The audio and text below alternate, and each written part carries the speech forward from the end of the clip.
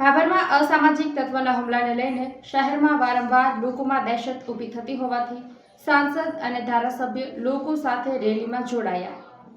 ભાભર શહેરમાં વારંવાર અસામાજિક તત્વના હુમલાથી લોકોમાં દહેશત વધી રહી છે। ગઈકાલે અસામાજિક તત્વો દ્વારા ભાભરમાં સરા જાહેર હુમલો કરી 5 વ્યક્તિઓને ગંભીર ઇજાઓ પહોંચાડવામાં આવી હતી। આવા અસામાજિક તત્વોને પકડી અને કડક કાર્યવાહી કરવાની સાંસદ અને ધારાસભ્ય માંગ કરી રહ્યા છે।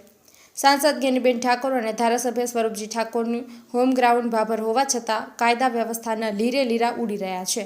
ની અંદર વારંવાર આ લુકા તત્વો દ્વારા જે હુમલાઓ થતા હોય છે એ હુમલાઓ ન થાય એના માટે અમે સૌ સાથે મળી એ તંત્રને પણ અને આગળ જ્યાં રજૂઆત કરવી પડે ત્યાં રજૂઆત કરી અને આવા તત્વો લુકા તત્વોને કોઈ ઊંચે અવાજે કંઈ કરી ના શકે એ બજારની અંદર શાંતિ ડોળી રહ્યા છે એ શાંતિ ન ડોળાય અને આ લુકા તત્વોને સીધા કરવા માટે જે પણ કરવું પડે એ તંત્ર દ્વારા હાથમાં કાયદો લીધા સિવાય એમને અમે અત્યારે મૌન રેલી દ્વારા ત્યાં જવાના છીએ અને એમને કહેવાના છીએ કે આ વારંવાર આવું જે ભાભરની અંદર લુકા તત્વો કરી રહ્યા છે એ લુકા તત્વોને સીધા કરવા જોઈએ। જે બીજા પણ અન્ય ધંધાઓ ચાલે છે 2 નંબરના એ પણ ભાભરની અંદર તમામ ધંધાઓ બંધ થવા જોઈએ અને જે પણ આવા ને સપોર્ટ કરી રહ્યા છે એ લોકોને પણ કહેવા માગીએ છીએ કે અમને સપોર્ટ કર્યા સિવાય આ લુકા તત્વોને કાયમી માટે નાબૂદ થાય એવું અમે તંત્ર પાસે માગણી કરી રહ્યા છીએ। જે એમના ઉપર હુમલો કરવામાં આવ્યો અને આ વિસ્તારમાં ભાભર સિટીનું અને આજુબાજુનું વાતાવરણ ડોળીને અસામાજિક તત્વોએ પોતાનો મનસૂબો અને પોતાની દાદાગીરી એ બહાર લાવવા માટેના તે પ્રયત્નો કર્યા છે અને વખોડી કાઢીએ છીએ।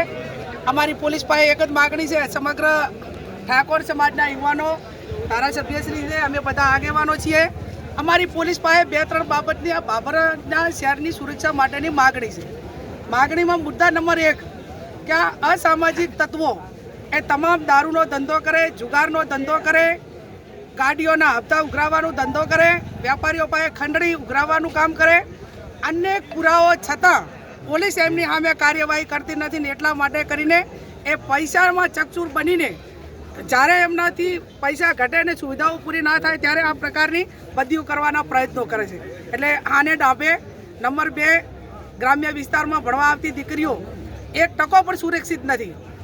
2 નંબરના બાઇકો લઈને સતત યુવાનો અસામાજિક તત્વો એમની સામે રેકિંગ કરીને ખરાબ ધંધા કરવા માટેના પ્રયત્નો કરતા હોય છે।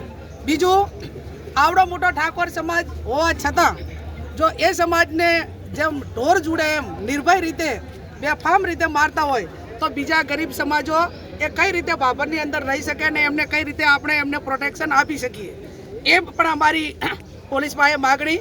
બીજું કે આ ઘટના બની એ ટાઈમે ભાભર ટાઉનની પોલીસ અહીંયા હાજર હશે એને પોઈન્ટ આપેલો છે તો એ પોલીસે પોતાની જે જવાબદારી છે એ શા માટે કાર્યવાહી ન કરી? જ્યારે એ લોકો મારીને નાહી ગયા અને એમ્બ્યુલન્સ આવી ત્યાં સુધી પોલીસનું કોઈ કાર્યવાહી નજરની સામે નથી આવી।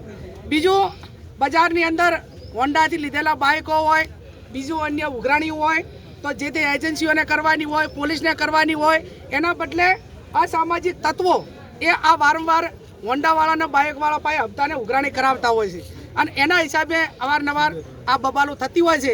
એટલે આ કેસમાં અમારી ગંભીરતાપૂર્વક પોલીસ પાસે માગણી છે તમામ આરોપીઓને પકડીને જેલને હવાલે કરે અને જેમ રાજ્યના ગૃહમંત્રીએ કીધું કે અસામાજિક તત્વો જે તે ટાઉનમાં છે એનું વરઘોડું કાઢવામાં આવશે। તો આ તમામ આરોપીઓને પકડીને શ્યામ હોટલે જ્યાં ઘટના બની ત્યાંથી કરીને પોલીસ સ્ટેશન સુધી એનું વરઘોડું કાઢવામાં આવે અને એમના સામે કડકમાં કડક કાર્યવાહી કરીને એની સાથે સંકળાયેલા જે વોટ્સએપ ગ્રુપો છે એ વોટ્સએપ ગ્રુપો મારફત વારંવાર મેસેજ કરીને ટોળા ભેગા કરીને ક્યારે સામૂહિક હુમલા કરે છે તો આ કઈ રીતે બંધ થાય આ બાબતની માગણીઓ એ અમારી પોલીસ પાસે છે। અત્યારે અમે બધા જ બજારમાં મૌન રીતે ચાલીશું। બજારના વેપારીઓને વિનંતી કરશું કે બજાર બંધ રાખીને અમને સમર્થન આપે અને કાયદો અને વ્યવસ્થા જળવાઈ રહે એ રીતે શાંતિમય રીતે પોલીસ સ્ટેશન રહી અને અમે અમારી માગણીઓ મૂકીશું।